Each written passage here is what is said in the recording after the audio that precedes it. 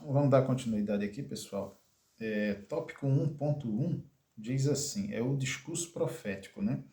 No caso da narrativa de Ezequiel, capítulo 14, versículos 12 ao 21, e os comentários, né, como eu falei, do professor e teólogo Ezequiel Soares. Aí eu vou comentando aqui.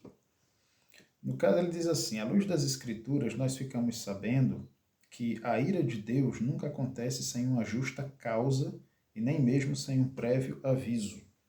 No caso aqui, o sentido de ira de Deus, ela entra como julgamento ou ela pode entrar como castigo, advertência, aviso.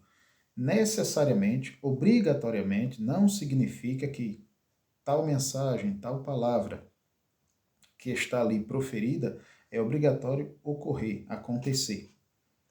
Por exemplo, lá no livro de Jonas, né, quando diz o texto bíblico, né, que Deus falou com o profeta Jonas para que ele fosse até a cidade de Nínive e ele fosse apregoar, né, uma mensagem lá, um clamor que Nínive seria subvertida ou abatida, julgada, né? E o que é que o Jonas fez, né, no decorrer do livro, né? O desenrolar da história, sabemos que ele fugiu, tal. E depois, mais à frente, quando ele chega na cidade de Nínive, ele entrega a mensagem, né? Então, Deus havia prometido que iria julgar aquele povo, o povo de Nínive. Mas, contudo, o, o julgamento, né, que ele prometeu que viria, caso o povo não se arrependesse. Mas aí, Jonas pregou, ministrou a palavra de Deus, né, naquela ocasião, naquele contexto, e o texto bíblico vai nos dizer que o povo se arrependeu. O povo, desde o rei até ao servo mais simples, arrependeu-se de suas atitudes, de suas mazelas, e naquele contexto Deus não julgou aquela nação, aquele povo, né? Ou seja, Deus perdoou. Então, é nesse sentido que eu explico essa questão, que nem tudo obrigatoriamente deveria acontecer. Poderia ser uma advertência, poderia ser uma repreensão momentânea, ou que poderia ocorrer caso não houvesse um arrependimento. É nesse sentido. Então aqui, eu vou aqui grifar aqui uma palavra. Aqui tem no livro do profeta Amós, livro do profeta Amós, Antigo Testamento, capítulo 3 e o versículo 7, diz assim: no sentido em que ele fala que Deus avisa, né, dá um aviso prévio no que concerne o que ele iria fazer.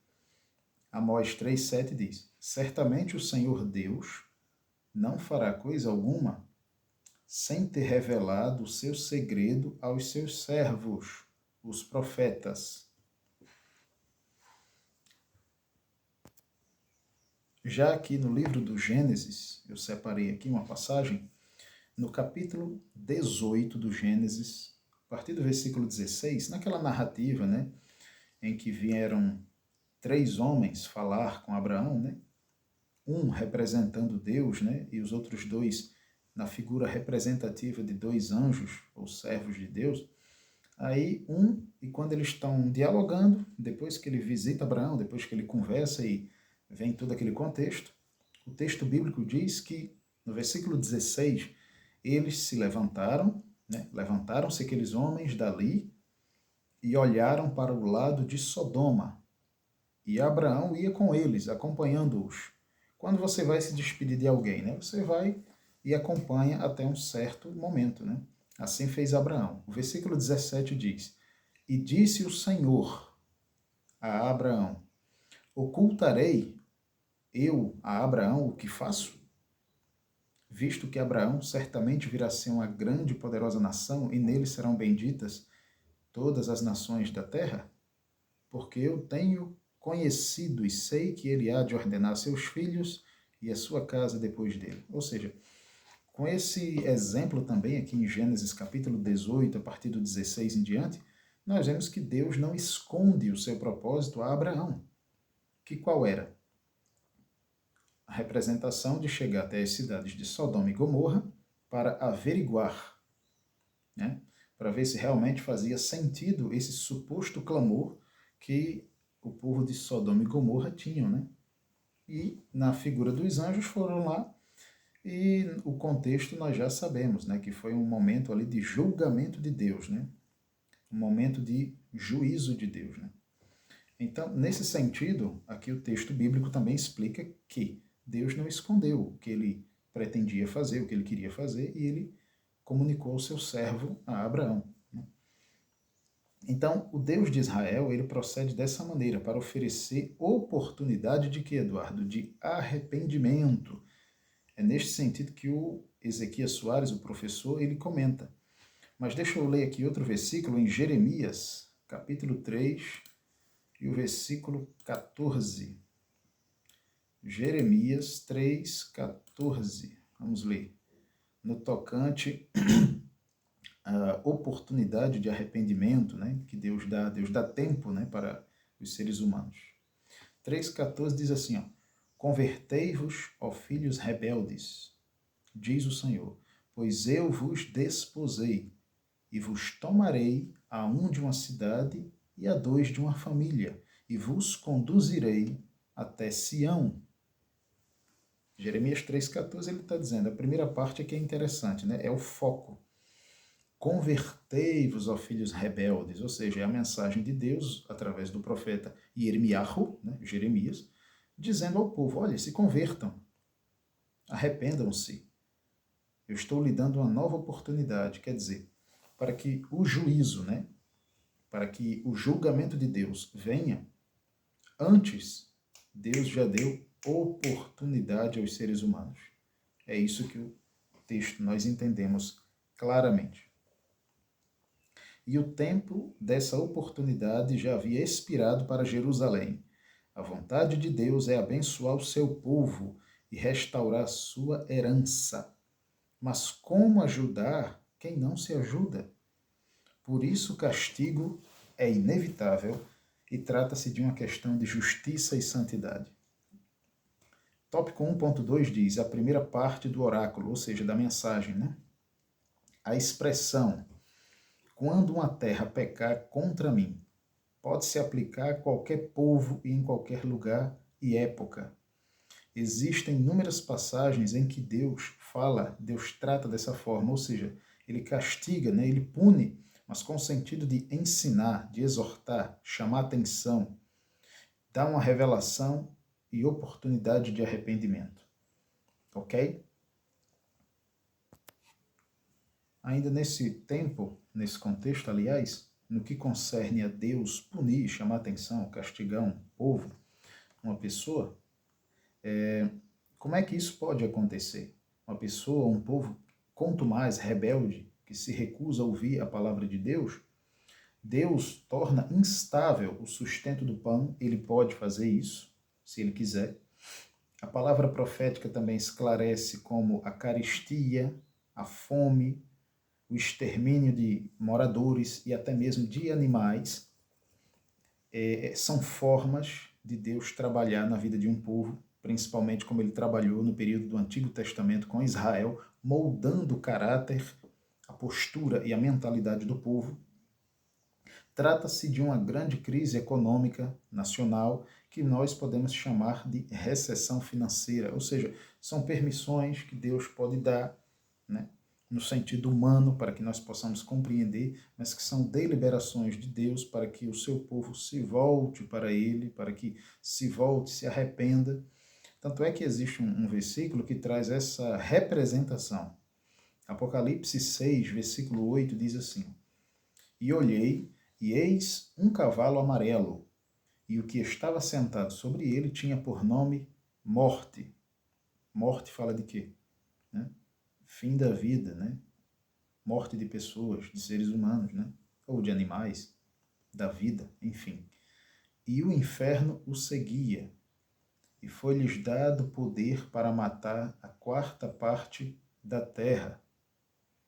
Quarta parte da terra, tanto pode ser de humanos, quanto da vida animal, vegetal, destruição do planeta, enfim, catástrofes, tudo consequência, né, das atitudes errôneas dos seres humanos.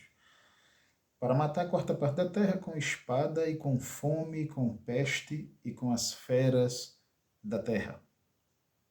Mas lembrando, é do intuito de Deus, do objetivo de Deus fazer, ou permitir que tais coisas, ou muito maiores, aconteçam?